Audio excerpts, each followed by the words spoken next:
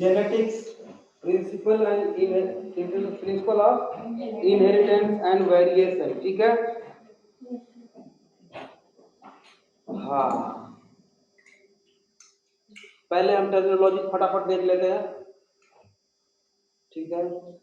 पहले तो आप लोग बताओ, दोनों लोग ऑफलाइन ऑनलाइन दोनों लोग कि कैरेक्टर ट्रेट और एलील ये तीनों में डिफरेंस क्या है? ट्रेट एंड एलील, तीनों का एग्जांपल देके समझा दो।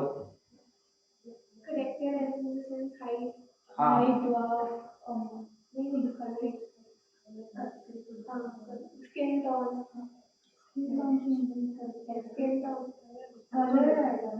स्किन टोन तो हाइट आ जाएगी उनकी, colour, shape, these are the characters. And what do you mean by trait? Drop या टॉल, मनसा, हाँ, ड्रॉप ये क्या है? ट्रेट है। और allele dwarf, what do you mean by allele? बता रहे हैं बच्चे ऑनलाइन वाले तो, trait is the character that is, Mansa ने भी लिखा था सही, डेफिनेशन उसने एलील की बताई है। तो बच्चों देखो, जेनेटिक्स स्टार्ट करने के पहले हम इन तीनों में डिफरेंस देख लेते हैं, है ना। इन तीनों में डिफरेंस क्या होता है? तो उसके पहले आपके एनसीईआरटी में बेटा लास्ट में कैरियोटाइप एक डिजीज का दिया हुआ है, सिंड्रोमल डिजीज का, कि कैरियोटाइप क्या होता है। और the main difference between allele and trait is that allele is an alternative form of a particular, ठीक है, समझ में आ गया। मतलब ऑनलाइन वाले बच्चे रिस्पॉन्स कर रहे हैं, बढ़िया जवाब दिया आप लोगों ने बेटा, ठीक है। Two alternative form of same character, gene का जो स्ट्रक्चर होगा, ठीक बात है। तो फटाफट लेते हैं बेटा कि आप सब जानते हो बेटा क्रोमोसोम और डीएनए में डिफरेंस, क्रोमोसोम और डीएनए में डिफरेंस। एक बात बता दो बस, ये मत सोचना कि पढ़ाने आए हैं कि पूछने आए हैं, ऐसी बात नहीं है। अब बस एक जवाब और दे दो, डिफरेंस बिटवीन क्या बोला, डीएनए एंड क्रोमोसोम, फटाफट बोल दो, टाइम नहीं लगाना इसमें। Difference between, the main difference between DNA and chromosome is regarding the role of genes, DNA strand for, हाँ तो दो जो अब चलो अब हो गया, जितना पूछना था मैंने पूछ दिया, अब समझ गया मैं। जो आपका मॉलिक्यूलर बेसिस ऑफ इनहेरिटेंस है बेटा, उसमें ये चीज मिलेगी आपको, ध्यान से देखो इधर, ये डीएनए है, सब जानते हैं, ये डीएनए है, डबल स्टैंडर्ड है। इसको अगर दूर से देखोगे तो सिंगल स्टैंडर्ड दिखाई देगा, रस्सी के जैसा, दूर से रस्सी को देखेंगे तो सिंगल स्ट्रेट दिखाई देगा, ठीक है। अब क्या है कि हिस्टोन प्रोटीन होते हैं बेटा, 8 type of protein, H2A, H2B, H3 and H4, two molecules of each, तो 8 मॉलिक्यूल हो गए। ये 8 मॉलिक्यूल बेटा ऐसे हैं, देखो ये 8 मॉलिक्यूल ऑफ हिस्टोन प्रोटीन यहाँ पे है, ठीक है। इसको रैप करता है डीएनए, फुल्ली टूटल नहीं, 1.75 टर्न, मतलब कि 1 होल नंबर 3/4 टर्न रैप होता है इसके ऊपर, हिस्टोन ऑप्टामर के ऊपर। ये जो मैंने रेड कलर से बनाया है क्या है ये हिस्टोन ऑप्टामर, इसको हम नू बॉडी भी बोलते हैं, नू बॉडी, NU, नू बॉडी, ठीक है। इसके ऊपर रैप कर गया, फिर आगे निकल गया, तो इसको यहाँ पे बांधने के लिए बेटा एक प्रोटीन होती है जिसको H1 प्रोटीन बोलते हैं, ठीक है। ये जो मॉडल है क्या है, ये nucleosome, molecular basis of inheritance में है ये, ठीक है। इसकी नीड है प्रिंसिपल में, इसलिए मैं बता रहा हूं, यही है न्यूक्लियोसोम मॉडल। ऐसे ही बेटा, और ये लिंकर डीएनए है बिटवीन टू न्यूक्लियोसोम, एक न्यूक्लियोसोम यहाँ पे है, एक न्यूक्लियोसोम यहाँ पे है, ऐसे ही चलता जाएगा। और ये बेटा जब इसकी कॉइलिंग होती है, मतलब इसको अगर सिंगल थ्रेड मान लें हम, ठीक है, इसकी कॉइलिंग होती है, मतलब एक न्यूक्लियोसोम 2 3 4 5 और 6, एक टर्न, ये वन टर्न यहां से लेके यहां तक होगा। समझ में आया नहीं आया? नहीं आया समझ में? ये न्यूक्लियोसोम जो है बेटा, 1 2 3 4 5 6 न्यूक्लियोसोम है। न्यूक्लियोसोम की कॉइलिंग कर रहे हैं हम। This model is called solenoid model. NCERT में भी है, ये सोलेनॉइड मॉडल है, ठीक है। अब इसको एक सिंगल थ्रेड मान लें हम, ये रैप किया हुआ डीएनए, सोलेनॉइड मॉडल का रैप किया हुआ, समझ रहे हो? तो हाँ, इसकी थिकनेस होती है 30 नैनोमीटर। इसकी थिकनेस कितनी होती है? 30 नैनोमीटर। अब इसको एक सिंगल थ्रेड मान ले बेटा, तो ये जो है ऐसे ऐसे रैप करता है, ये भी कॉइलिंग होती है, ठीक है। इसको हम क्या बोलते हैं? इसी को बोलते हैं बेटा क्रोमैटिन फाइबर। इसका डायमीटर कितना होता है? 300 नैनोमीटर, ठीक है। ये कॉइलिंग हो रही है डीएनए की। अब ये क्या होता है, कुछ नॉन ह्यूमन प्रोटीन्स होते हैं, ठीक है, इसको बोलते हैं स्कैफोल्ड। क्या बोलते हैं इसको? स्कैफोल्ड। इसके ऊपर ये क्रोमैटिन फाइबर रैप करेगा बेटा, समझ रहे हो? स्कैफोल्ड के ऊपर ऐसे कंटिन्यू है, बीच में कहीं ब्रेकअप नहीं है, इसका ब्रेक नहीं है, कंटिन्यू है, समझ रहे हो? ये बना दिया मैंने। तो इसकी जो थिकनेस होगी वो होगी 700 नैनोमीटर, और इस पूरे क्रोमोसोम की थिकनेस होगी 1400 नैनोमीटर। तो ये क्रोमोसोम हो गया और ये डीएनए हो गया, देख रहे हो? सुपर कॉइलिंग ऑफ डीएनए, ठीक है। नॉर्मल सेल जो मेटाबॉलिकली एक्टिव है, उसमें जो डीएनए होता है वो क्रोमैटिन के फॉर्म में होता है। किस फॉर्म में होता है बेटा? क्रोमैटिन के फॉर्म में होता है, ठीक है। क्रोमोसोम के फॉर्म में नहीं हो सकता, क्यों? जीन एक्टिव नहीं होगा। और जीन क्या होता है बेटा? A segment of DNA which coded for one polypeptide. Clear है बात? यहां तक समझ में आया आपको सबको? क्रोमैटिन और क्रोमोसोम और डीएनए, न्यूक्लियोसोम, सोलेनॉइड मॉडल में क्या डिफरेंस है?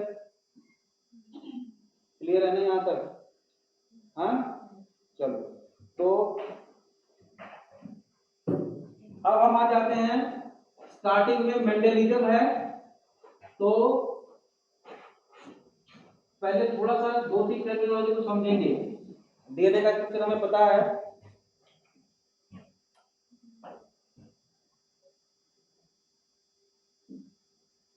बेटा ये मैं क्रोमोसोम बना दिया, ये ऐसे,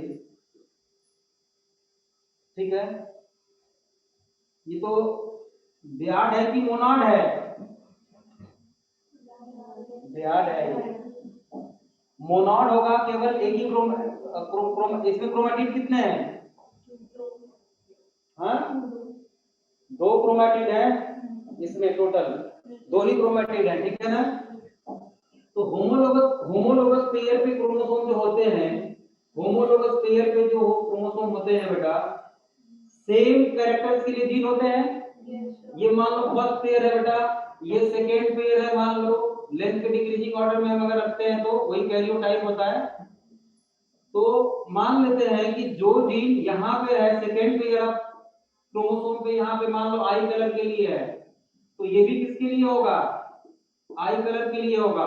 मान लो थर्ड पेयर ऑफ क्रोमोसोम पे, एक क्रोमोसोम पे यहाँ पर जीन है लेंथ की, टॉल के लिए, तो यहाँ पे भी टॉल या ड्वार्फ के लिए हो सकता है। लेकिन ये दोनों क्या है? ये दोनों लेंथ के लिए है ना बेटा। तो लेंथ क्या हो गया? कैरेक्टर हो गया। और ये टॉल और ड्वार्फ क्या है, दो ट्रेट हो गए।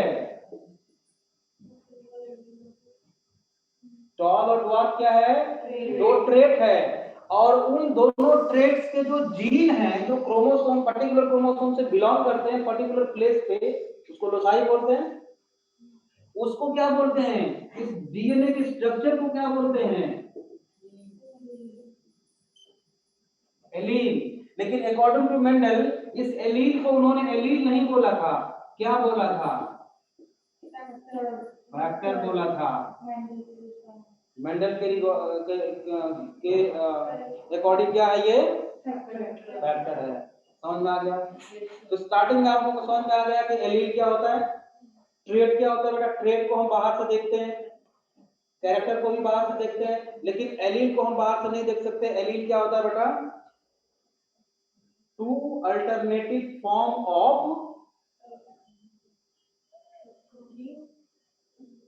Same character, two alternative of same character. Alternative form का क्या मतलब हो गया कि कैरेक्टर सेम है लेकिन उसके अलग अलग ट्रेट के लिए, मतलब कि ये भी लेंथ के लिए एलील जो होंगे बेटा सेम कैरेक्टर के लिए होंगे, सेम कैरेक्टर के लिए होंगे। मान लो सीड का कलर येलो है कि ग्रीन है, तो येलो और ग्रीन सीड कलर का जीन तो एक ही लोसाई से बिलोंग करेगा, मतलब एक ही प्लेस से बिलोंग करेगा। अब उसमें एक येलो के लिए एक ग्रीन के लिए वो अलग बात है। एक चीज और बेटा, सिंगल इंडिविजुअल में, एक इंडिविजुअल में एक कैरेक्टर के लिए केवल दो ही एलील होते हैं, ठीक है। ट्रेट और एलील में एक और डिफरेंस एक बार और बता दो, ठीक है। समझ आ रही बात। एक इंडिविजुअल में बेटा ये समझना है, पहले बेसिक है। एक सिंगल इंडिविजुअल में बेटा एक कैरेक्टर के लिए दो एलील होंगे क्योंकि होमोलोगस पेयर पे होंगे, लेकिन पॉपुलेशन में मोर देन 2 हो सकते हैं। जैसे blood group is controlled by 3 type of allele, उसके 3 जीन होते हैं बेटा, लेकिन एक आदमी में तो दो ही होते हैं, आई ए आई बी आई ओ, लेकिन एक आदमी में तो दो ही होते हैं। और वो दोनों जो कैरेक्टर का अपीयरेंस होता है वो दोनों का मिला जुला हो सकता है, सिंगल हो सकता है। अकॉर्डिंग टू मेंडल सिंगल होता है, बट ये बात हमेशा सच नहीं है क्योंकि A B blood group Mendelism के अगेंस्ट है क्योंकि दोनों एक्सप्रेस होते हैं उसमें, ठीक है। तो डोमिनेंट है कि रिसेसिव है वो तो बाद में देखेंगे, पहले तो ये कंफर्म होना चाहिए कि एक इंडिविजुअल में दो ही एलील है। पॉपुलेशन में उस कैरेक्टर के लिए मोर देन 2 एलील हो सकते हैं। क्लियर हो गया बात। एलीलोमॉर्फ कभी कभी लिखा होता है, उसका मतलब समझना एलील ही है।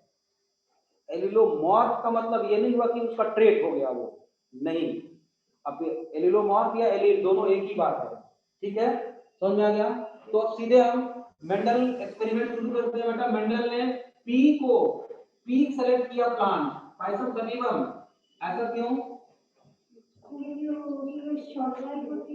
क्योंकि उसके कई जनरेशन को हम ऑब्जर्व कर सकते हैं, शॉर्ट लाइफ स्पैन होती है, बहुत सारे ट्रेड्स, 7 कैरेक्टर्स को उन्होंने सेलेक्ट किया था, तो बहुत सारे कैरेक्टर्स हैं, बहुत सारे ट्रेड्स हैं उसके, ठीक है। तो पहले हम अकॉर्डिंग टू मेंडल एक्सपेरिमेंट बताते हैं फटाफट, जो सीबीएसई बोर्ड में पूछ सकता है, आएगा, आता ही है इससे, है ना, करेक्ट क्वेश्चन। पहला उनका एक्सपेरिमेंट था जो, उसको हम बोलते हैं मोनो हाइब्रिडाइजेशन और इसको क्रॉस भी बोलते हैं। जब भी हम क्रॉस का नाम लेंगे तो बिटवीन अपोजिट या डिफरेंट ट्रेड्स के बीच में करा रहे हैं क्रॉस, ठीक है। तो सिंपल मेंडल ने क्या किया था बेटा, अगर हम लेंथ को ले लें, एक टॉल लिया और एक ड्वार्फ लिया प्लांट, दोनों में क्रॉस कराया, लेकिन क्रॉस कराने के पहले इसका पहले प्योर लाइन डेवलप किया था। Develop pure line. Pure line का क्या मतलब है? हाँ?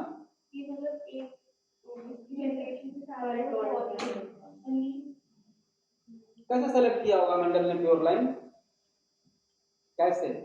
जो दो पेरेंट्स हैं वो दोनों एक ही पेरेंट के होंगे।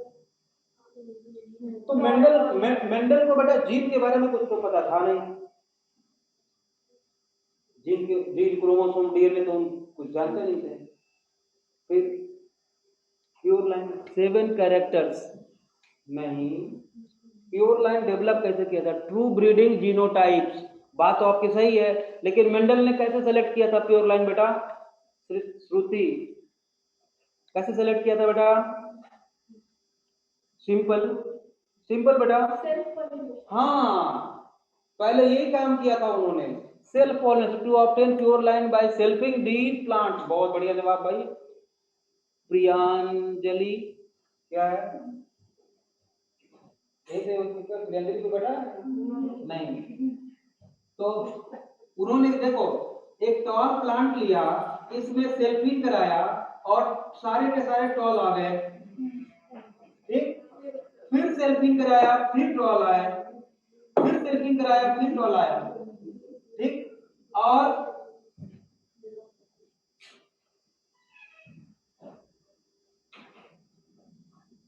हाँ सर, हर बार ड्वार्फ। अगर मान लो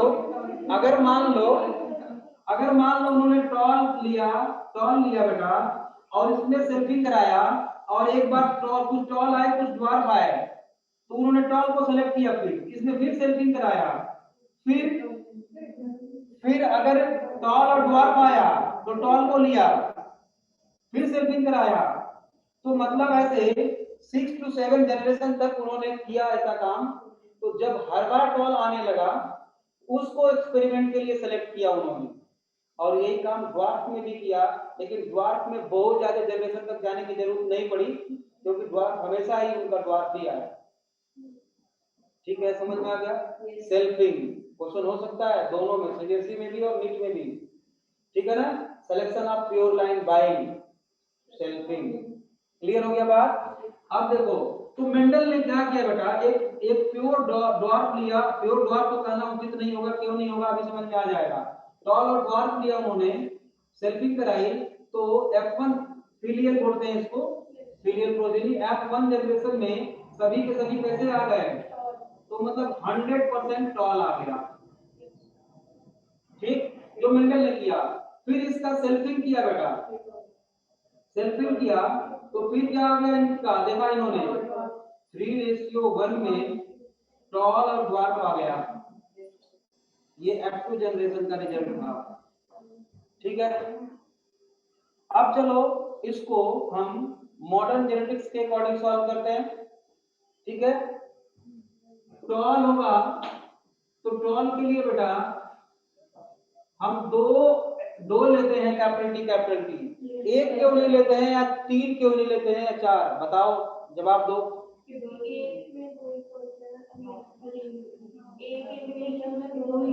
बिल्कुल सही बात है, समझ में आ रहा है रीजन कि 2 ही क्यों लेते हैं? क्योंकि 2 ही एलील होंगे एक कैरेक्टर के लिए में, तो इसीलिए 2 लेते हैं, 3 नहीं लेते। और ड्वार्फ में बेटा स्मॉल टी दो। अब गैमेटोजेनेसिस होगी इसमें बेटा मियोसिस के थ्रू गैमेटोजेनेसिस। मियोसिस होगा ना यहाँ पे, मियोसिस, और गैमेट्स बनेंगे, तो यही तो आएगा गैमेट्स में, दोनों अलग अलग हो जाएंगे। ठीक है, यहाँ मियोसिस से गैमेट की फॉर्मेशन हो रही है बेटा। आप लोगों में से ऑफलाइन ऑनलाइन कोई बताएगा कि gametes are produced by only meiosis? क्या ये स्टेटमेंट सही है या गलत है? Gametes are produced by only meiosis, ये स्टेटमेंट सही है या गलत है? फॉल्स और ट्रू? लिखो बेटा, लिखो तो थोड़ा मैं देखूं। फॉल्स है तो प्रूफ देना होगा। चलो ऑनलाइन वालों को प्रूफ नहीं देना होगा, बस ये बताना है ट्रू और false. Gametes are produced by only meiosis. Statement true और फॉल्स? ट्रू। प्रियांजलि ट्रू। और बोलो, यशिता ट्रू, सुष्मिता ट्रू। और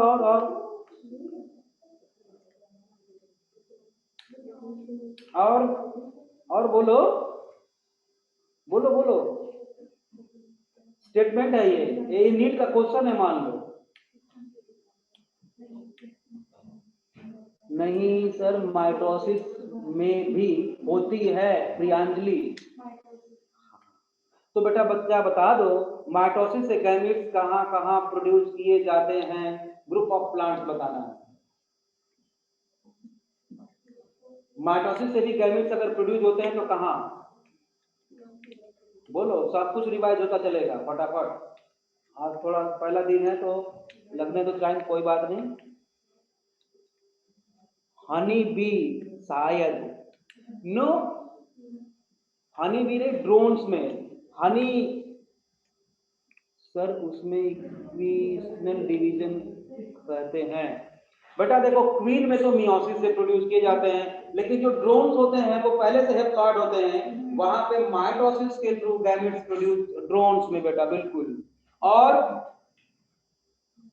जितने भी हैप्लॉन्टिक लाइफ साइकिल वाले हैं सभी में कौन कौन से हैं? फंगी, एल्गी, इनमें माइटोसिस के थ्रू गैमेट्स प्रोड्यूस किए जाते हैं because plant body is already haploid. और ब्रायोफाइट्स में, ब्रायोफाइट्स में भी, bryophytes and tetrophytes both, gametes are produced by only mitosis, not meiosis.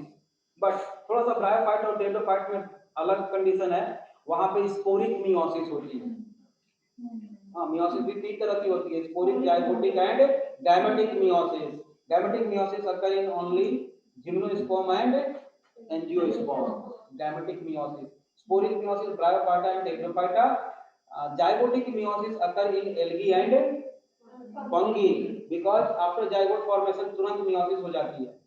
Clear है बात? बहुत बढ़िया। अरे आप लोग बहुत चालाक हो, बढ़िया है ना। कॉन्फिडेंस बनाए रखो, सब काम बढ़िया होगा। कॉन्फिडेंस जो लूज कर लेता है वो, है ना, समझ लो, कॉन्फिडेंस बनाए रखना है बेटा। तो देखो, ये तो दुनिया जानती है, क्लास 10 में पढ़ा है। पॉसिबिलिटी क्या है इसके फर्टिलाइज होने की?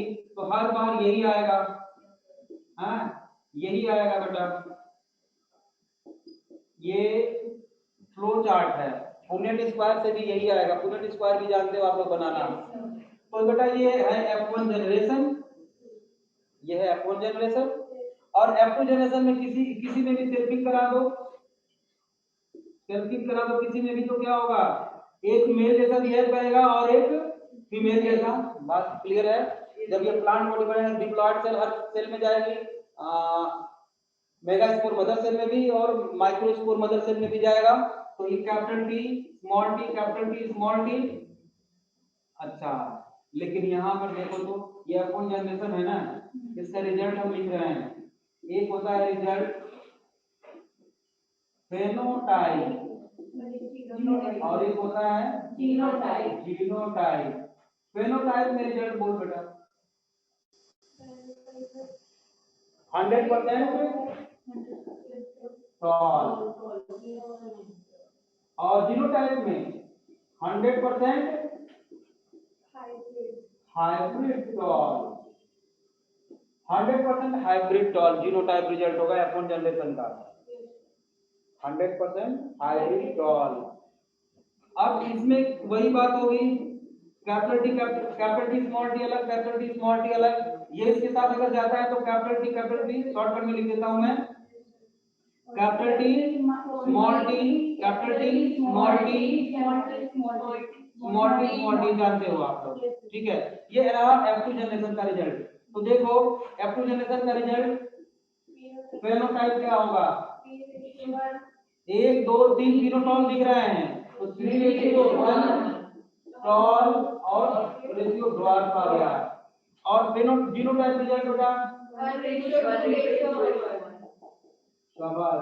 क्या 1 क्या pure tall, hybrid tall and pure dwarf ना मत बोलना, क्योंकि वो बेचारा वो प्योर ही है, तभी तभी ड्वार्फ आएगा। तो समझ गए क्या होगा? तो pure tall, hybrid tall and dwarf. ठीक है। अब एनसीईआरटी में क्या किया इन्होंने कि इसी को बहुत बड़े मैथमेटिशियन थे मिंडल, ठीक है, उसको उन्होंने मैथ लगा के अपना सॉल्व करने की कोशिश की और बताया। कॉर्ड कोरेंस ने एक्चुअल में इसको बहुत ज्यादा इस पे काम किया, और जो मेंडल्स के रूल बने हैं जो हम लोग पढ़ रहे हैं, वो मेंडल ने नहीं बनाए थे। किसने बनाया था? कॉर्ल कोरेंस, टी सेमार्क, और तीसरा नाम पता नहीं। कॉर्ल कोरेंस का नाम स्पेशली आता है, उन्होंने इस पे काम किया 1900 में, है ना, और मेंडल्स के रूल बनाए। हाँ मेंडल, हाँ ना जॉनसन नहीं, कॉर्ल कोरेंस है, टी सेमार्क है एंड चलो अभी क्या था जब बात में। चलो देखो इधर मेंडल का मोनो हाइब्रिड क्रॉस समझ में आ गया आपको? इस क्रॉस के अकॉर्डिंग क्या रिजल्ट निकला? अच्छा पहले तो वो देख लेते हैं। ये यहाँ पे जो रिजल्ट आया था F2 जनरेशन का जीनोटाइप जो रिजल्ट आया था बेटा, उसको हम कैसे दिखा सकते हैं? P और Q ले लो या A प्लस B ले लो, है ना। P plus Q whole square is equal to क्या होता है? P square Plus Q square 2PQ मान लो प्लस Q square. यही होता है ना। Yes sir. कर दो इसको। P स्क्वायर का मतलब PP 2PQ 2PQ plus QQ। अगर इसको आप कैपिटल T मान लो, इसको स्मॉल t मान लो, तो क्या हो गया? प्लस 2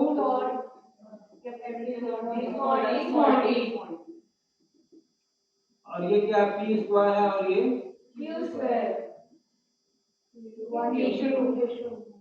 आ गया। Yes sir. समझ में आता था ना पहले भी? बहुत आसान है। Yes sir. ऐसे मैथमेटिकली इसको एक्सप्रेस कर सकते हैं। एक on the basis of mono hybrid, mono word उन्होंने यूज किया है बेटा किसके लिए? कैरेक्टर के लिए।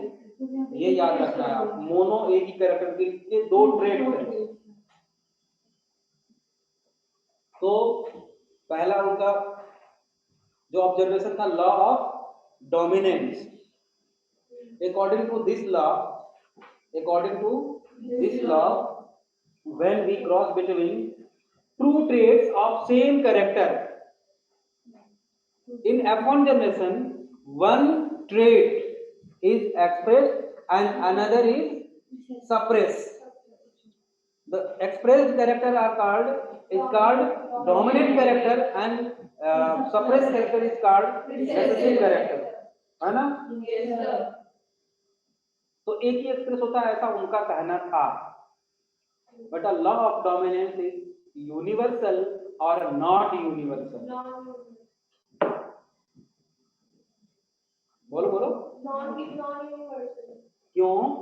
Blood group. बोलो बोलो। Blood group. Blood group example है इसका। Yes sir. और भी कई सारे एग्जाम्पल्स हैं इसका, लेकिन एनसीईआरटी में ब्लड ग्रुप को याद रखना है आप। ब्लड ग्रुप ए और बी जब दोनों में क्रॉस कराते हैं बेटा, दोनों मिलते हैं तो दोनों एक्सप्रेस होते हैं, यूनिवर्सल नहीं है। सेकेंड लॉ, और इसको समझाने के लिए आप ये दे सकते हो मोनो हाइब्रिड क्रॉस दे सकते हो। सेकेंड है लॉ ऑफ सेग्रीगेशन और law of purity of gametes. Law of segregation और law of purity of gametes मतलब सेग्रीगेट होना मतलब अलग होना। तो टॉल और ड्वार्फ के कैरेक्टर जो एक साथ आ गए थे वो एक्सप्रेस हो गए। लेकिन मेंडल को कैसे पता चला? देख के उन्होंने जब 3:1 को मल्टीप्लाई कराया बेटा, और सॉरी सेल्फिंग कराया, तो टॉल में से ही ड्वार्फ निकल के चला आया सेपरेट। हाँ, टॉल में से ही ड्वार्फ निकल के चला आया और वो प्योर था, क्योंकि ड्वार्फ वाले को कई जनरेशन तक कराया तो ड्वार्फ ही आया। इसका मतलब ये हुआ कि F1 जनरेशन में टॉल और ड्वार्फ दोनों थे तो, लेकिन मिक्सअप नहीं हुए। नेक्स्ट जनरेशन में प्योरली वो सेपरेट हो गए। तो law of purity of gametes और law of segregation is the universal law of genetics and inheritance और नॉट। कोई एक एग्जांपल बताओ जिससे कि लगता है कि law of purity of gametes गलत साबित होता है। बेटा आपके बुक में कोई ऐसा एग्जांपल नहीं है जिससे कि ये साबित होता है कि law of purity of gamete गलत हो। कोई ऐसा एग्जांपल नहीं है। Yes sir, universal. हाँ बेटा, यशिका, श्रुति, सही बात है, ये यूनिवर्सल है, ये यूनिवर्सल है। स्टार लगा के आपको याद रखना है कि ये लॉ यूनिवर्सल लॉ है, इसमें कोई इसका एक्सेप्शन नहीं है, इसका एक्सेप्शन कोई नहीं है बेटा। तीसरा जो लॉ ऑफ इंडिपेंडेंट असॉर्टमेंट है उसको समझाने के लिए बेटा हम क्या करेंगे, कौन सा बनाएंगे? तो डाई हाइब्रिड क्रॉस को मैं बनाने में टाइम वेस्ट नहीं करूंगा, अगर आप जानते हो तो। उसको बोलते हैं टू जीन इंटरेक्शन। टू वो जीन क्या है, वो कैरेक्टर की बात कर रहे हैं वो वहां पे। ये वन जीन इंटरेक्शन था, वो टू जीन इंटरेक्शन इसलिए है उसमें दो कैरेक्टर्स के जीन का इंटरेक्शन की स्टडी किया गया था। ठीक है, तो हाँ उसको हम डाई हाइब्रिड क्रॉस भी बोल सकते हैं। डाई हाइब्रिड क्रॉस के लिए समझाने के लिए एनसीईआरटी में एग्जांपल पे दिया गया है बेटा, सीड कलर,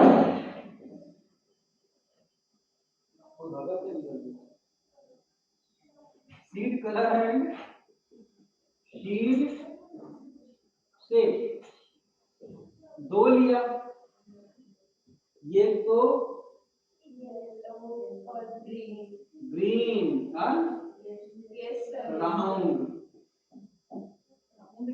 सीड शेप तो राउंड हो गया ना, और ग्रीन एंड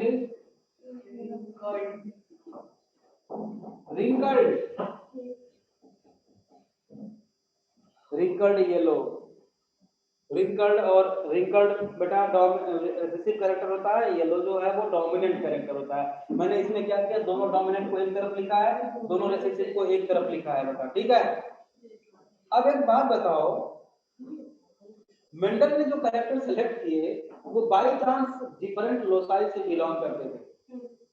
अगर सेम लोसाई से बिलोंग करते तो उनका एक्सपेरिमेंट गलत आ जाता। तो बाय चांस बात थी, शायद कोई उनका हेल्प कर रहा था, और वो थे जहां पे जिसका हेल्प वो कर रहे थे, भगवान का पूजा पाठ, हाँ वो भी करते थे अपने हिसाब से, चर्च में थे ना वो, फादर थे। हाँ, तो भगवान भी आप लोगों की हेल्प करते रहते हैं, अगर आप लोग खुद अपना हेल्प करो तो। कॉन्फिडेंस एक कदम आगे बढ़ोगे तो 10 कदम कॉन्फिडेंस वो बढ़ाएंगे। नहीं, अगर आप सोच लोगे कि अरे यार ये रास्ते में ये पेड़ है, इसमें भूत रहता है, कॉन्फिडेंस लूज किया आपने, वहां पे जाओगे हवा तेज चलेगी, सचमुच में लगेगा भूत आ गया, भागो यहाँ से। सच बता रहा हूं मैं। हाँ, एक कदम तुम चलो बेटा, 1000 कदम तुम्हारे टीचर चलेंगे और भगवान भी चलेगा। ठीक है, अब राउंड और येलो राउंड में देखो, capital Y capital Y, capital R capital R, small R. ठीक है, F1 जनरेशन में देखो, यहाँ पे ध्यान देने की जरूरत है, इसका भी हाफ और इसका भी हाफ, और दोनों एक ही है तो हम एक ही ले रहे हैं गैमेट में, और इसमें भी दोनों एक ही है, सेम टाइप में तो सेम ले रहे हैं। तो इन दोनों का क्रॉस होगा तो कैपिटल आर स्मॉल आर। अब फिनोटाइप रिजल्ट आप लिख सकते हो, येलो एंड राउंड। ठीक बात है, ये हो गया F1 जनरेशन का रिजल्ट।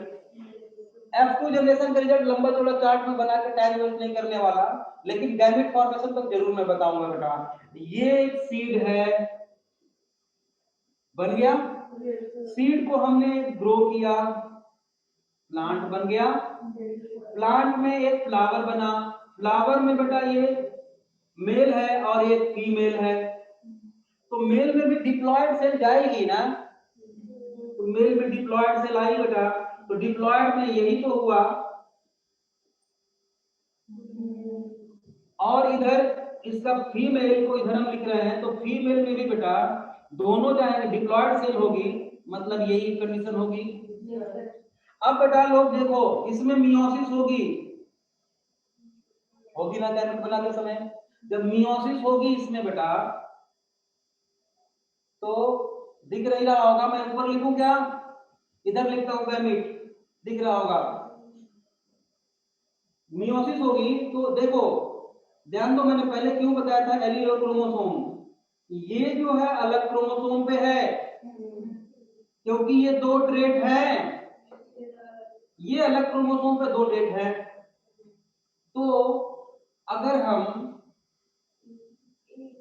1 डैश 2 डैश 3 डैश ऐसा मान, हम ह्यूमन में जो है यही first pair, second pair, third pair, यही 23 पेयर है ह्यूमन में। मान लो कोई ऐसा इंडिविजुअल है जिसमें कि 3 पेयर ही क्रोमोसोम है मान लो, तो जब मियोसिस होगी बेटा, तो मियोसिस के टाइम पे मेटाफेज स्टेज में इररेगुलरली अरेंज होते हैं, तो सबका एक एक क्रोमोसोम यहां आना है, सबका एक एक क्रोमोसोम यहां जाना है, इसमें 1 आ सकता है, 2 भी आ सकता है, 2 डैश भी आ सकता है, 1 भी आ सकता है, 1 डैश भी आ सकता है, इसमें अब 3 भी आ सकता है, 3 डैश भी आ सकता है। क्लियर हो गया बात? तो यहाँ क्यों अलग अलग क्रोमोसोम है ना बेटा, तो हम यहाँ पे स्टडी कर रहे हैं, केवल 2 ही क्रोमोसोम की स्टडी कर रहे हैं, वो भी कैरेक्टर के रिस्पेक्ट में, ट्रेट के रिस्पेक्ट में। तो जब गैमेटोजेनेसिस होगी बेटा यहाँ पे, तो एक सेल ऐसी हो सकती है जिसके साथ ये और ये आ जाए, ऐसा भी हो सकता है कि इसको इसके साथ ये आ जाए, कैपिटल वाई के साथ स्मॉल आर आ जाए, ऐसा हो सकता है कि स्मॉल वाई के साथ कैपिटल आर आ जाए, ऐसा हो सकता है कि स्मॉल वाई स्मॉल आर आ सकता है। ये बात समझ में आई? मतलब 4 टाइप ऑफ गैमेट्स की फॉर्मेशन होती है बेटा, इधर नीचे लिख दिया मैंने, तो समझ में आ गया होगा। इधर भी वही होगा, इधर यहाँ पे लिखता हूं मैं, gametes capital Y capital R हो सकता है, कैपिटल वाई स्मॉल आर हो सकता है, स्मॉल वाई कैपिटल आर हो सकता है, स्मॉल वाई स्मॉल आर हो सकता है। समझ में आया? अब देखो, जब गैमेट्स का फ्यूजन होगा तो पॉसिबिलिटी ये उन चारों से फ्यूज हो सकता है, ये उन चारों से फ्यूज हो सकता है, ये उन चारों से फ्यूज हो सकता है, और ये भी उन चारों से अलग अलग फ्यूज हो सकता है। तो 4 मल्टीप्लाई बाई 4 कितना बना? 16 टाइप ऑफ गैमेट्स बनेंगे, 16 टाइप ऑफ जाइगोट बनेंगे। क्लियर है बात? यहाँ तक समझ में आया? तो अब इसके आगे की कहानी आप जानते हो, चलो देखो, ये मैं बता देता हूं बस, क्योंकि आप लोग कई बार इसको बना चुके हो, वही ऑर्डर दोनों में सेम होना चाहिए ना। यहाँ पे कैपिटल कैपिटल लिख दिया, कैपिटल स्मॉल लिख दिया, स्मॉल कैपिटल, स्मॉल स्मॉल, वो उसी ऑर्डर पे इधर भी लिखेंगे।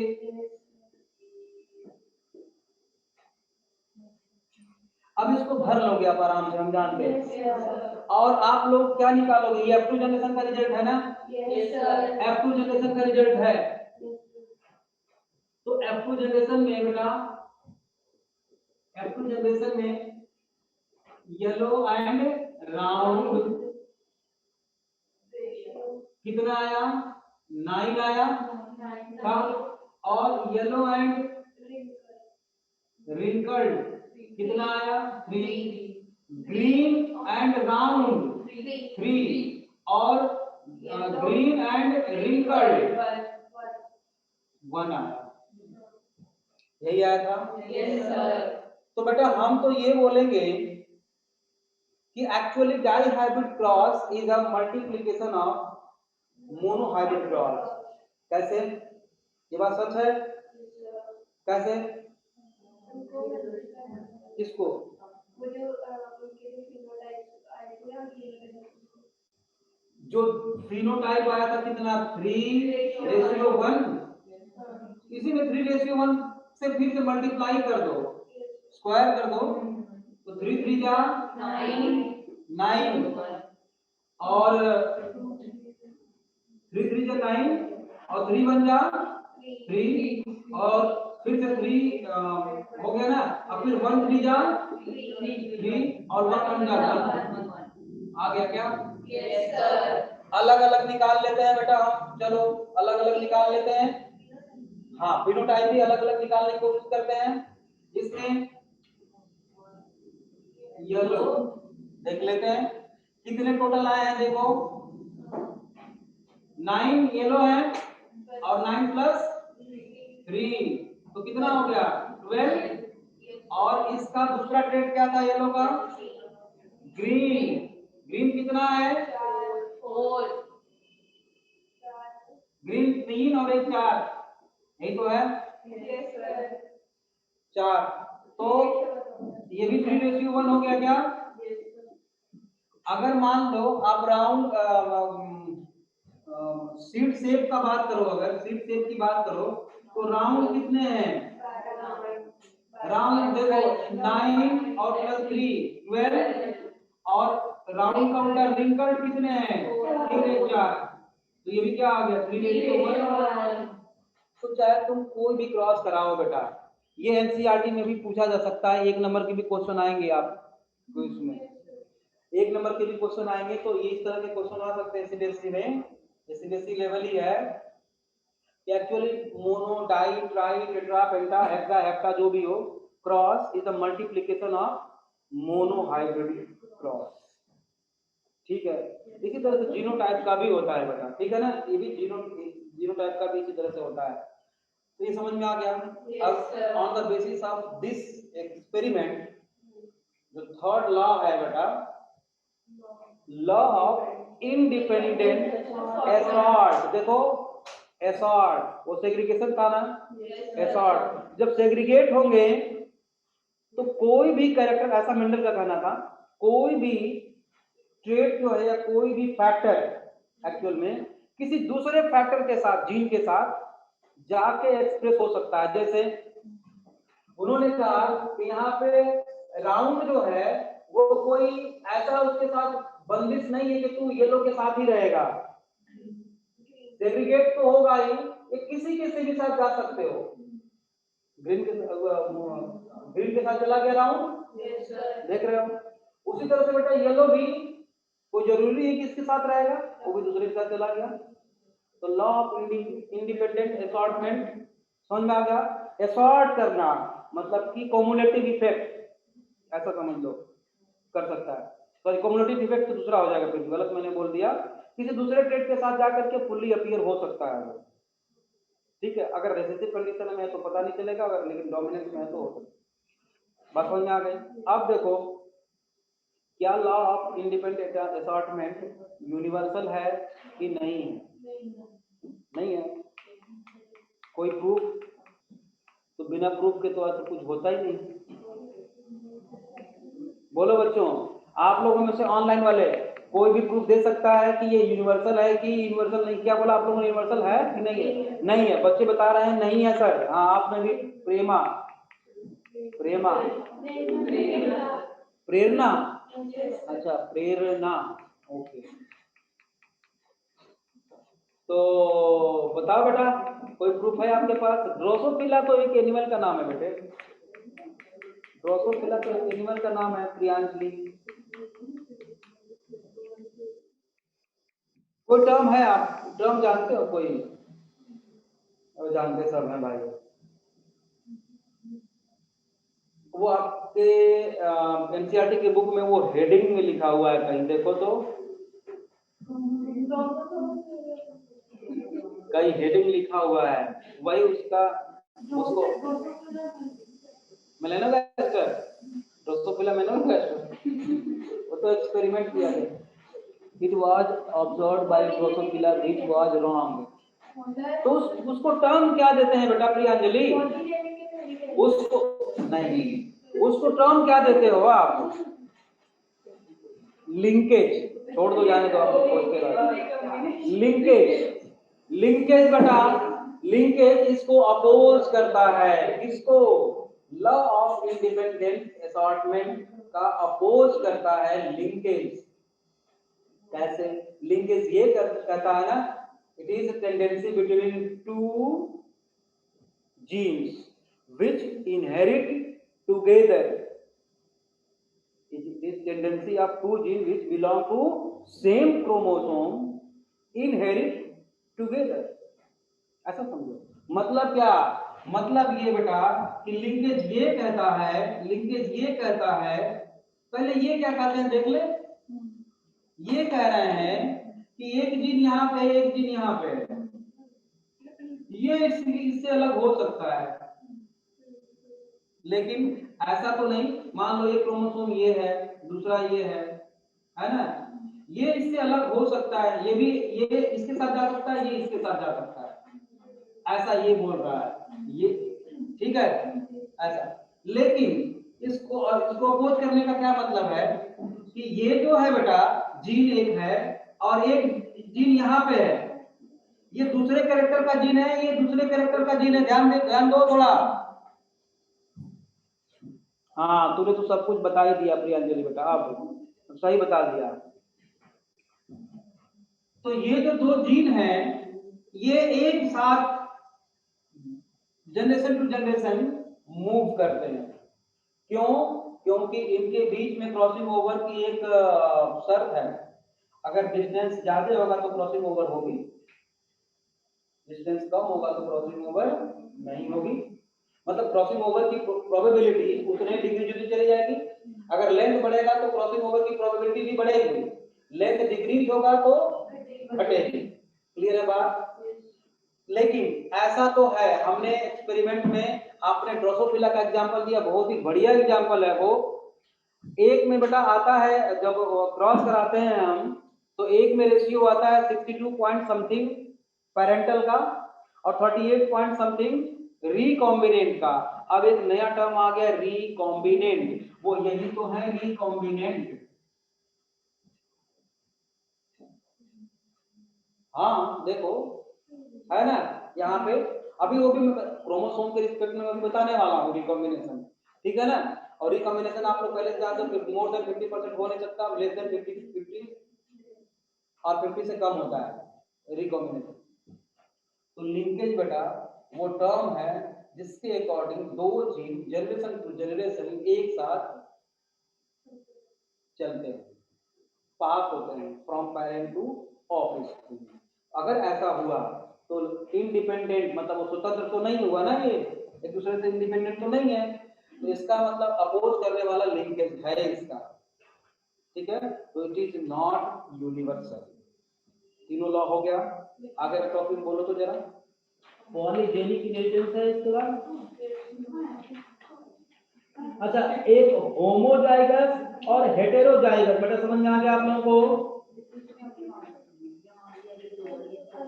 होमोजाइगस हेटेरोजाइगस समझ में आता है बच्चों?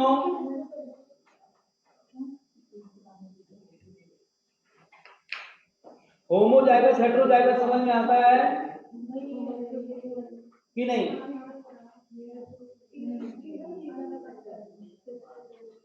बोल बेटा बोल। होमोजाइगस, होमोजाइगस मतलब देखो, कैपिटल टी है होमोजाइगस। तो होमोजाइगस डॉल और हेटेरोजाइगस डॉल हो सकता है, लेकिन होमोजाइगस ड्वार्फ और हेटेरोजाइगस ड्वार्फ हो सकता है क्या? नहीं हो सकता। मतलब कि जो रेसेसिव कैरेक्टर्स होते हैं वो उसमें हेटेरोजाइगस की रिक्वायरमेंट है नहीं, वो उसमें नहीं होगा। तो होमोजाइगस हेटेरोजाइगस समझ में आ गया? यहाँ तक तो यहाँ तक समझ में आ गया? लॉ ऑफ सेग्रीगेशन तक मैंने आपको बता दिया।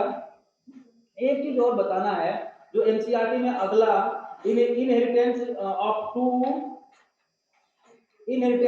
टू जीन्स के बारे में लिखा हुआ है। ये बड़ा बढ़िया एग्जांपल है बेटा, नीट में भी क्वेश्चन इससे आते रहते हैं और सीबीएसई में भी आ सकते हैं, है ना। हाँ एक्चुअली पेज नंबर 78 पे दिया हुआ है। एक्चुअली ये बताने की कोशिश की गई है बेटा कि इसमें कि लॉ ऑफ जो डोमिनेंस होता है, मतलब डोमिनेंट जो कैरेक्टर होता है वो किसी जीन का इंडिपेंडेंट कैरेक्टर नहीं होता है, ऐसा यूनिवर्सल वो भी नहीं होता है, ये बताने की कोशिश की गई है। समझ रहे हो? वो आता है आप लोगों को कैरेक्टर स्टार सिंथेसिस वाला एग्जांपल या नहीं? देखो पेज नंबर 78 पे दिया हुआ है, इसको समझते हैं, है ना? कई सारे हमारी प्रॉब्लम को सॉल्व कर देगा ये, कई सारी प्रॉब्लम को सॉल्व करने वाला है ये। हाँ बेटा बोल, क्या लिख रहे हो? देखो B G G B gene B responsible for, page number 78 पे, हाँ, responsible for synthesis of starch, मतलब related to, gene B is related to starch synthesis, right? ठीक है। अब देखो अगर बेटा ये कैपिटल बी होगा तो, हाँ कैपिटल बी होगा तो स्टार्च ग्रेन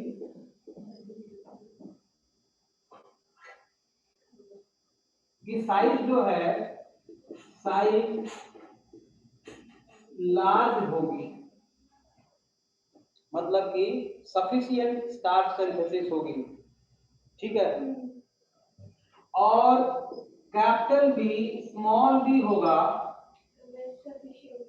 तो लेसर सिंथेसिस होगी, मतलब स्टार्च ग्रेन की जो साइज है बेटा वो कैसी होगी,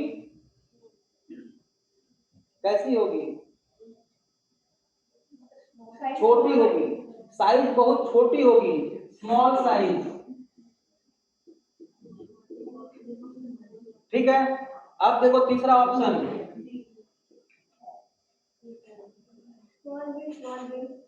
मैंने गलत लिख दिया, ये स्मॉल बी होगा और कैपिटल बी स्मॉल बी आएगा तो स्टार्च ग्रेन की साइज जो है बेटा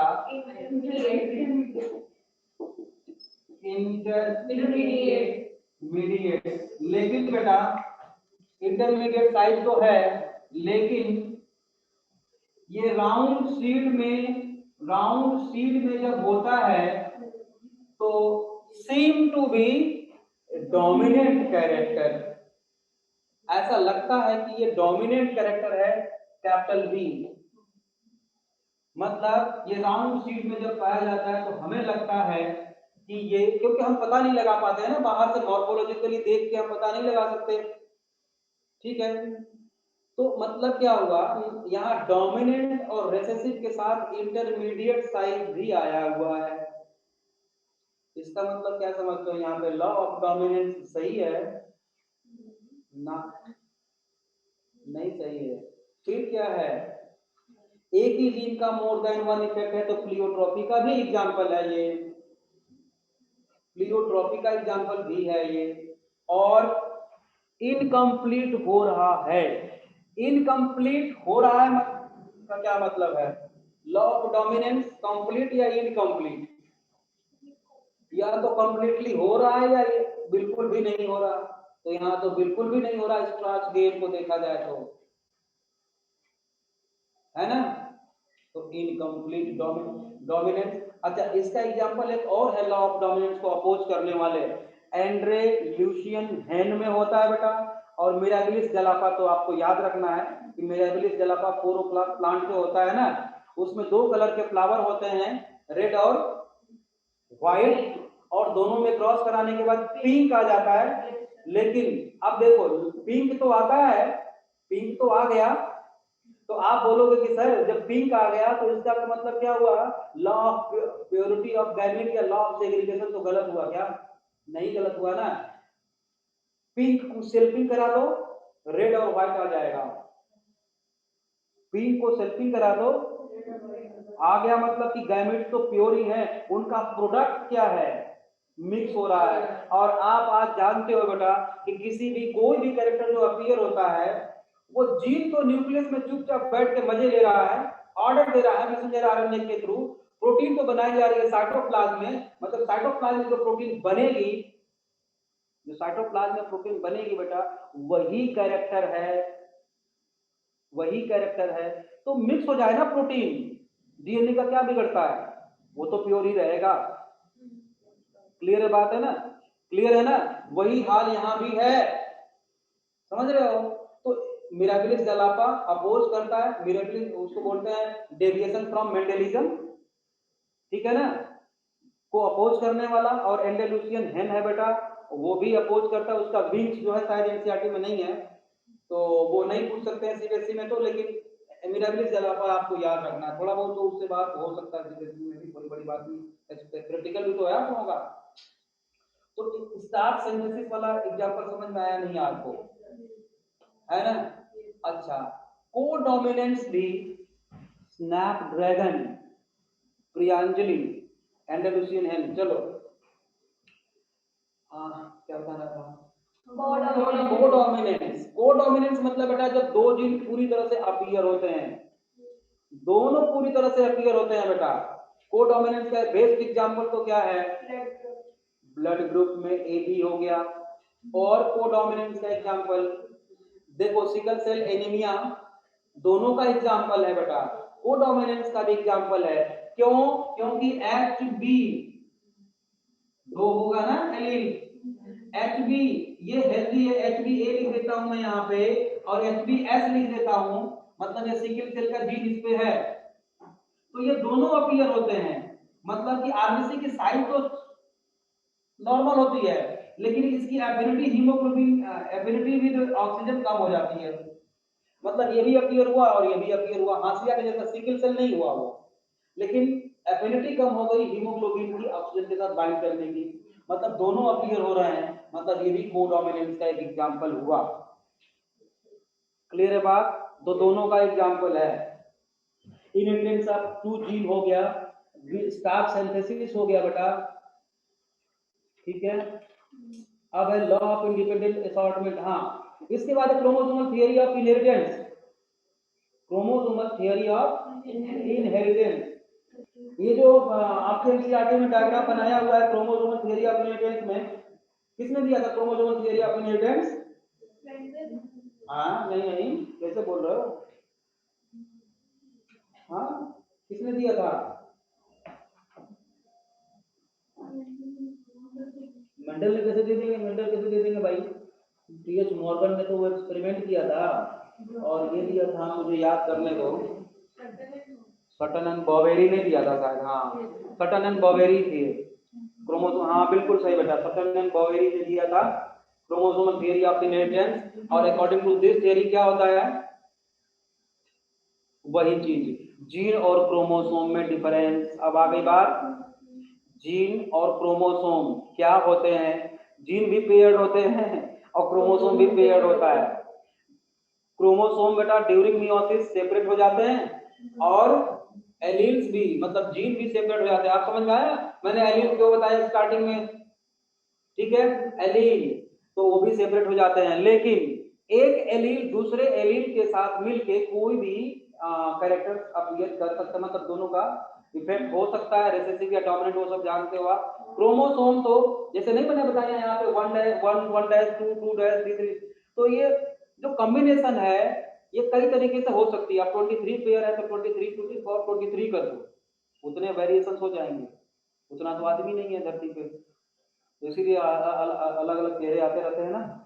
recombination, recom proper embryonic development of sea urchin does not occur unless chromosomes are present। sea urchin इतना हमें नहीं पढ़ाना है भाई, ठीक है बेटा, हमें सीबीएसई चल रहा है ना ये क्लास, तो फिर तो नींद गड़बड़ हो जाएगा। तो मुझे बताना पड़ेगा क्या एनाफेज क्या होता है, टीलोफेज क्या होता है, नहीं तो आप हमें बताओ। Dominance is not autonomous feature of gene, बिल्कुल सही बात है, उसके प्रोडक्ट ऑफ जीन का होता है रिजल्ट बेटा, मैंने यही तो स्टार सिंथेसिस में मैंने बताया, लिखा ही हुआ भी, डोमिनेंट कैरेक्टर जो होता है वो ऑटोनॉमस जीन का कैरेक्टर नहीं है ना, वो इफेक्ट है उसका, उसके प्रोडक्ट का। यही तो बताना था मुझे इसमें, ठीक है।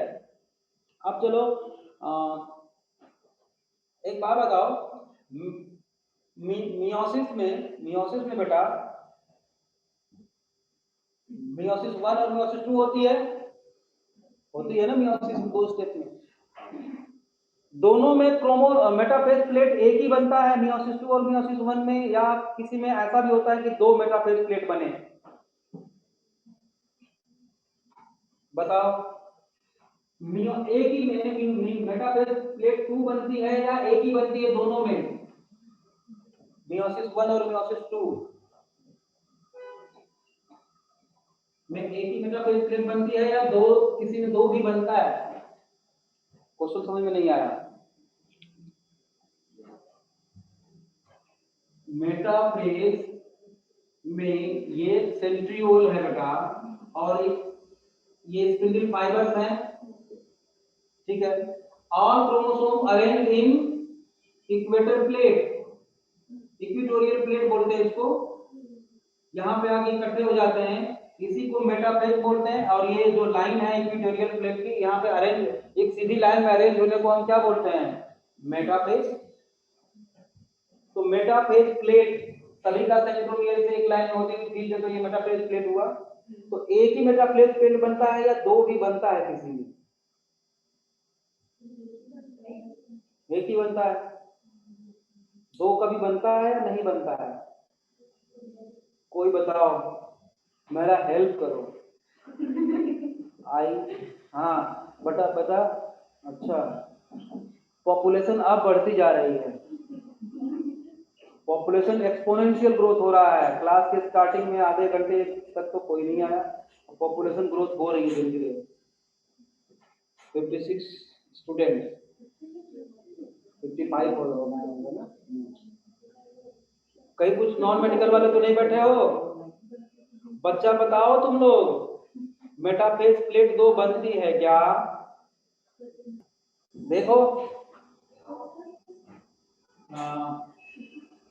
ये एक सेल है, डिप्लॉयड स्टेज में है बेटा, मियोसिस 1 होगी, मियोसिस 1।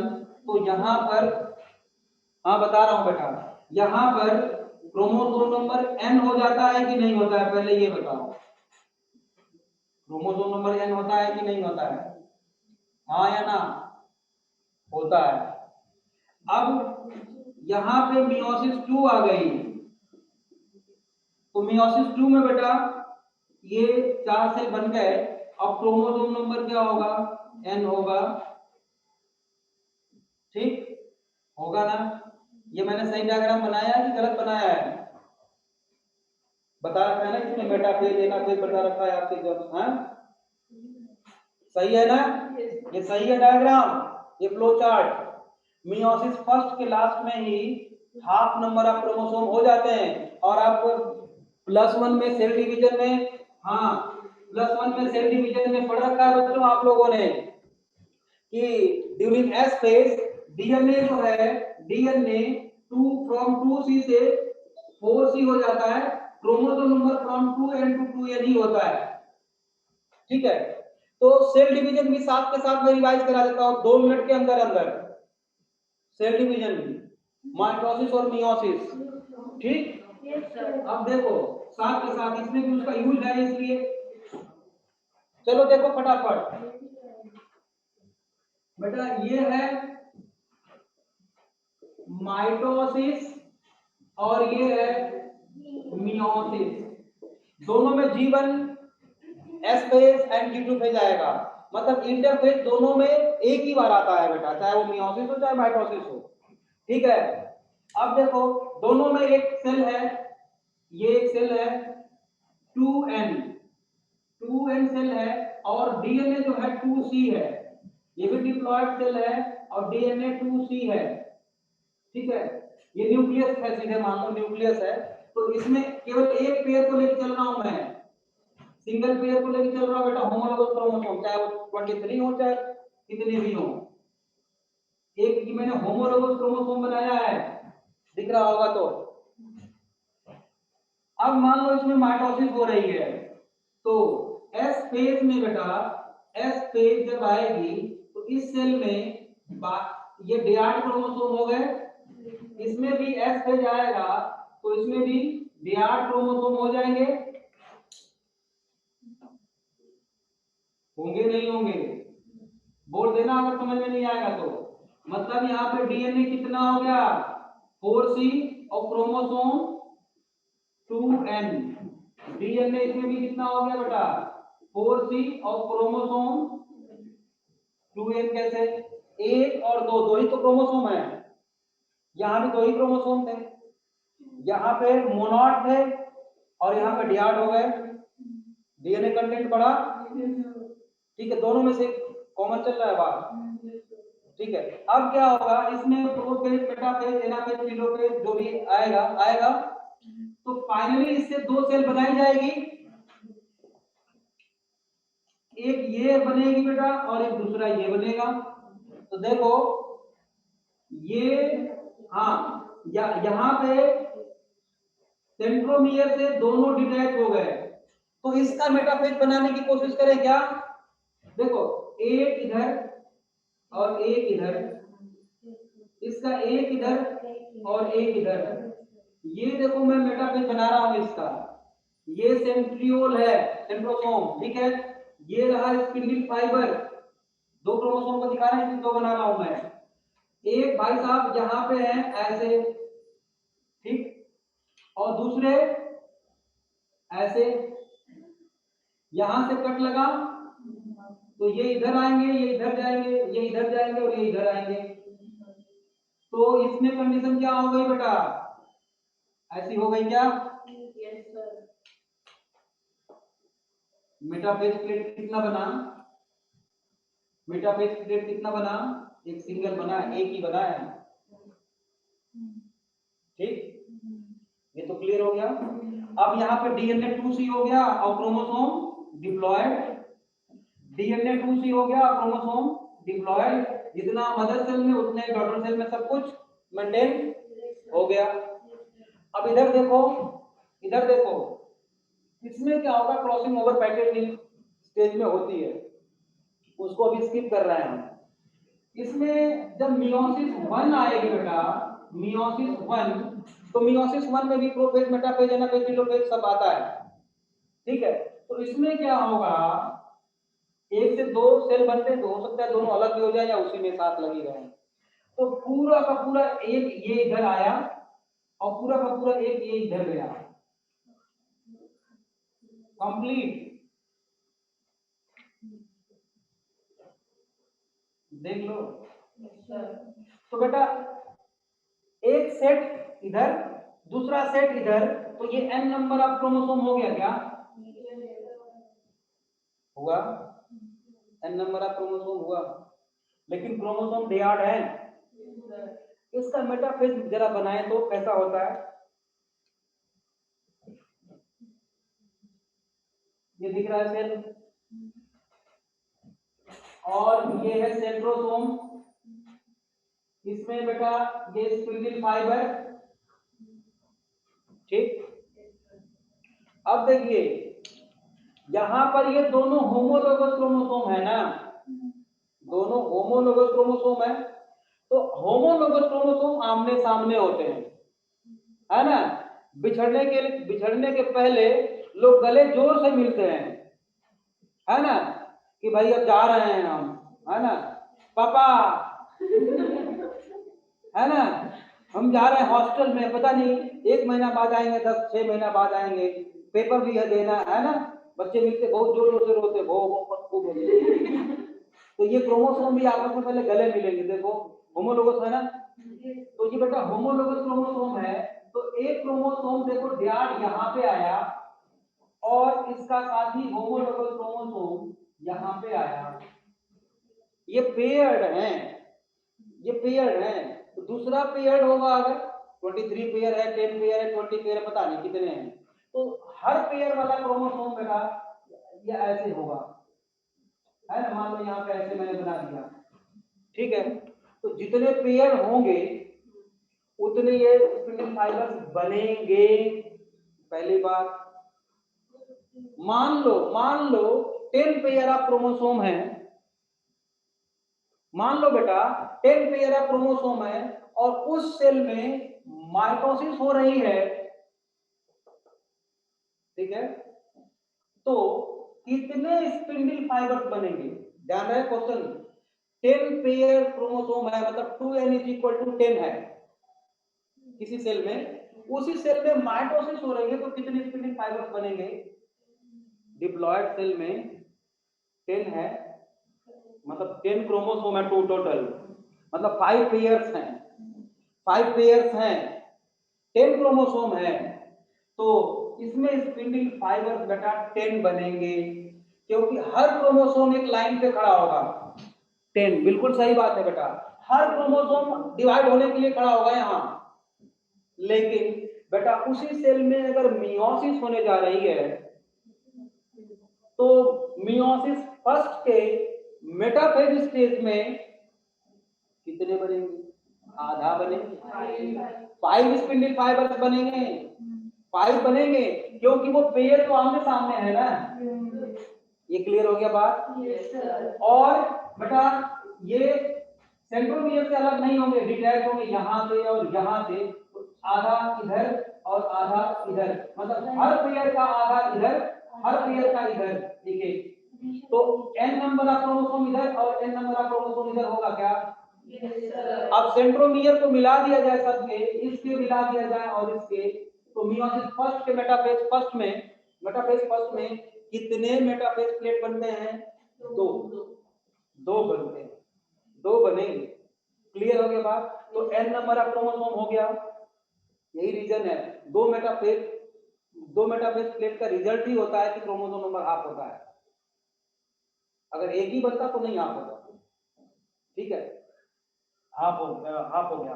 अब क्या होगा बेटा, मियोसिस 2 में बेटा इसका भी अब क्या होगा, आप पढ़ते हो सेम लाइक माइटोसिस के जैसा ही मियोसिस सेकंड होती है, मतलब इनको यहां से काटा जाएगा सेंट्रोमियर से, ठीक, अब सेंट्रोमियर से काटा जाएगा बेटा तो 1 2 3 4 बनेंगे, तो इसमें भी एक क्रोमोसोम है, एक निकल के इधर आ गया, ठीक है, और उसका निकल के एक इधर आ गया, अभी भी n नंबर ऑफ क्रोमोसोम है, देख लो, और इसमें मेटाफेज प्लेट सिंगल बनेगी माइटोसिस के जैसा है ना, तो सिंगल मेटाफेज प्लेट बनाई जाएगी। तो थोड़ा सा आइडिया आपको दोनों में डिफरेंस का लग गया, बहुत सारे कंफ्यूजन सेल डिवीजन के भी दूर हो गए होंगे। मियोसिस 2 एंड मियोसिस 1 क्लियर हो गया बात? अब है बेटा linkage and recombination, degree analysis, चलो कल देखते हैं बेटा ना।